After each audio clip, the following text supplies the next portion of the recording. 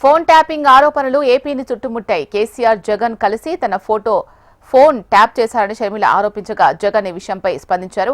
తెలంగాణలో షర్మిలమ్మ రాజకీయంగా క్రియాశీలకంగా ఉంటే చేశారేమో అని అనుమానాలు లేవనెత్తారు.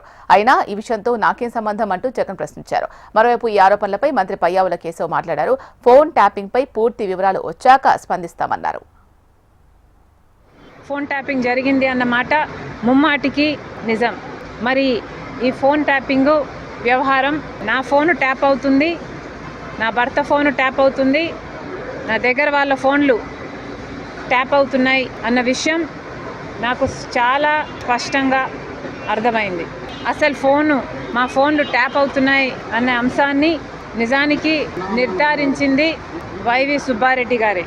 స్వయంగా వైవి సుబ్బారెడ్డి గారే హైదరాబాద్లో మా ఇంటికి వచ్చారు.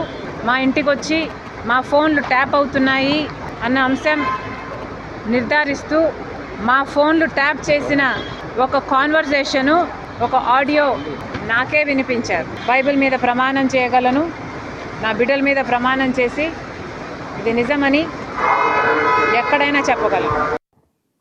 ఫోన్ ట్యాపింగ్ అనేది ఎవరు చేశారు స్వామి? మా ప్రభుత్వ హయాంలో నేను ఫోన్ ట్యాపింగ్ చేసినానంటున్నా, మా ప్రభుత్వ హయాంలో నేను చేసినానన్నా. నువ్వు చెప్పే దాంట్లో క్లారిటీ నాకు అర్థం కావడం.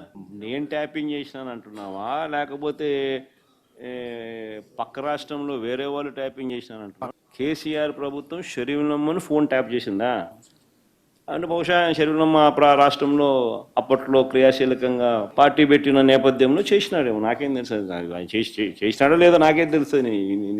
అయినా దానికి నాకేం సంబంధం? గవర్నమెంట్ చేసింది, అక్కడ ఇన్వెస్టిగేషన్ వేశారు కాబట్టి సిట్లో వెలుగులోకి వస్తున్నాయి. చెల్లెలు కన్ఫర్మ్ చేసింది, అవును నిజమే ఇవన్నీ కూడాను ట్యాపింగ్ జరిగింది, నా అనుచరుల్ని బెదిరించారు, నా దగ్గరకు రాకుండా. ఇవన్నీ ఏం చూపిస్తున్నాయి అని అంటే మనిషి యొక్క అభద్రతా భావాన్ని సూచిస్తాయి. జగన్మోహన్ రెడ్డి గారి అభద్రతా భావం ఎటువంటిది అంటే సొంత చెల్లెల మీద కూడా నిఘా పెట్టుకునేటువంటి అభద్రతా భావం. మనకి ఇది ఎప్పుడు కనపడుతుంది? ఢిల్లీ పాలించినటువంటి సుల్తానుల టైంలో కనపడుతుంది. ఈ కుటుంబంలోనే 17 మంది సోదరీమణుల్ని చంపుకున్నటువంటి చరిత్రలు ఉన్నాయి మనకి ఢిల్లీకి. సో అట్లాంటి హిస్టరీ కనపడుతుంది. కుటుంబంలో రప్ప నరికేస్తామంటే ఒకటి చూసాము, గొడ్డలి పోటుని చూసాము, మళ్ళీ తల్లిపోటు చెల్లిపోటుని చూసాము.